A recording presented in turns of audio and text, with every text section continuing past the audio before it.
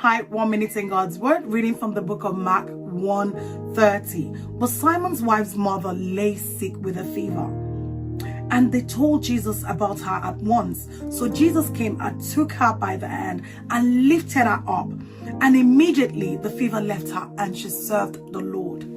Imagine if this woman hadn't been able to stand up from her sick bed. She was mandated, it was going to be recorded of her that she served God.